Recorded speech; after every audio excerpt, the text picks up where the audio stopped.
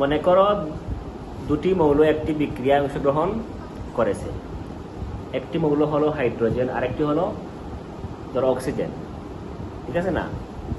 উদাহরণস্বরূপ মনে করো যে আমাদের এই বিক্রিয়ায় 10 গ্রাম আছে হাইড্রোজেন আর 15 গ্রাম আছে অক্সিজেন, ঠিক আছে না? এই 10 গ্রাম হাইড্রোজেন এবং 15 গ্রাম অক্সিজেন পরস্পরের সঙ্গে বিক্রিয়া করেছে। এখন দেখো বিক্রিয়া শেষ হওয়ার পর দেখা গেল যে হাইড্রোজেন যে 10 গ্রাম ছিল সম্পূর্ণ মিশে গেছে, আর অক্সিজেনের 15 গ্রামের মধ্যে 12 গ্রাম মিশছে আর বাকি 3 গ্রাম মিশে নাই, অবশিষ্ট থেকে গেছে। তাহলে অবশিষ্ট কে আছে? অক্সিজেন অবশিষ্ট আছে আর হাইড্রোজেন অবশিষ্ট নাই, শেষ হয়ে গেছে বিক্রিয়া শেষ।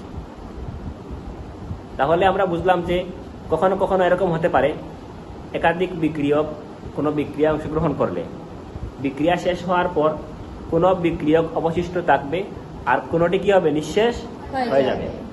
কোনো বিক্রিয়ায়, কোনো রাসায়নিক বিক্রিয়ায় যে বিক্রিয়ক বিক্রিয়া শেষে নিঃশেষ হয়ে যায় বা শেষ হয়ে যায় তাকে বলা হয় লিমিটিং বিক্রিয়ক।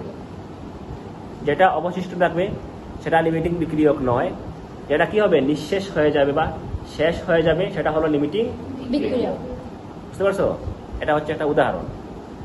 তাহলে আমরা বুঝলাম যে কোন রাসায়নিক বিক্রিয়ায় যে বিক্রিয়ক বিক্রিয়া শেষে অবশিষ্ট থাকে না তাকে বলা হয় লিমিটিং বিক্রিয়ক, ঠিক আছে না?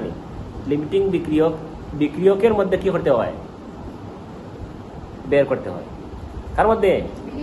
বিক্রিয়কের মধ্যে লিমিটিং বিক্রিয়ক হিসাব করতে হবে। এখন দেখো এইরকম প্রশ্ন আমাদের পরীক্ষায় আসবে।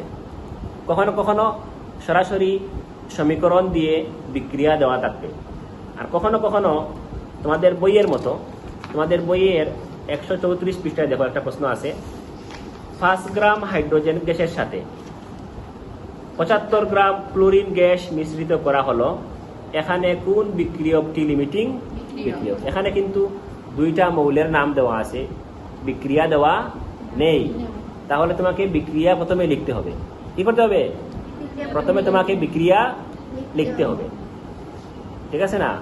এজন্য এখন আমরা কিভাবে কোন মৌলের সঙ্গে কোন মৌল যুক্ত হলে কি বিক্রিয়া সংঘটিত হয় এই বিষয়ে আমাদের ধারণা পাওয়ার জন্য আমাদের আগের যে বিভিন্ন সালের প্রশ্ন আসছে সেগুলো বেশি বেশি প্র্যাকটিস করতে হবে, ঠিক আছে না? চর্চা না করলে তোমরা বিক্রিয়ায় যখন প্রশ্ন আসবে, যখন কোনো প্রশ্নে আসবে যে মৌলের নাম দেওয়া আছে অথবা যৌগের নাম দেওয়া আছে, তুমি যদি না চর্চা করো তাহলে বিক্রিয়া লিখতে পারবে না।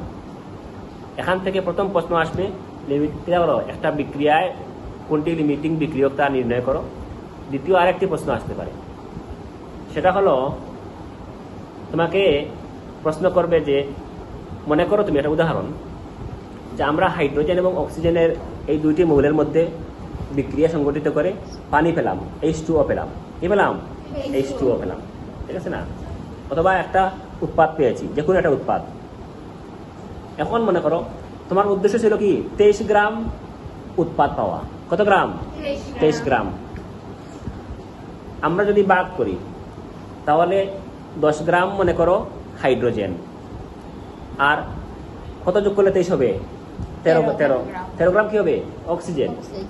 অর্থাৎ যদি আমাদের কোনো বিক্রিয়ায় 10 গ্রাম হাইড্রোজেন এবং কি 13 গ্রাম অক্সিজেন থাকে, তাহলে আমরা একটা উদাহরণ দিচ্ছি, এটা কিন্তু মূল প্রশ্ন নয়, তাহলে আমরা 23 গ্রাম উৎপাদ পেতে পারি। এখন যদি তোমাকে প্রশ্ন করা হয় যে আমরা যে উৎপাদ প্রত্যাশা করেছিলাম, অর্থাৎ আমরা 23 গ্রাম উৎপাদ কি করছি?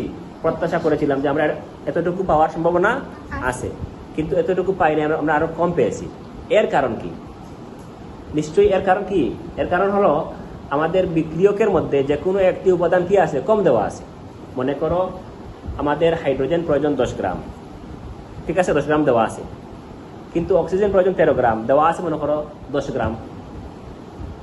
তাহলে 10 কত হবে? 20। 23 হবে? কেন 23 হয় নাই? অক্সিজেনের পরিমাণ কম দেওয়া আছে।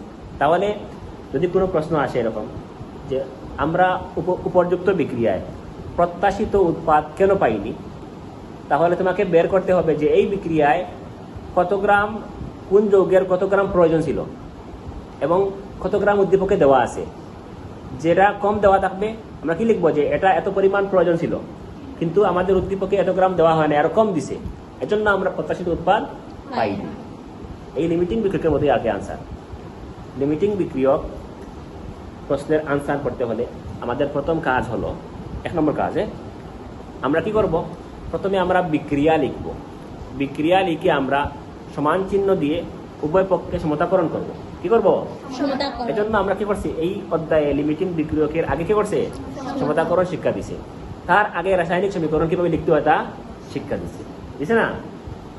তোমাকে কি করছে, লিমিটিং বিক্রিয়ক বের করার জন্য প্রস্তুত করে তুলেছে আগের অধ্যায়গুলিতে আলোচনা করে, আগের অংশগুলিতে, ঠিক আছে না?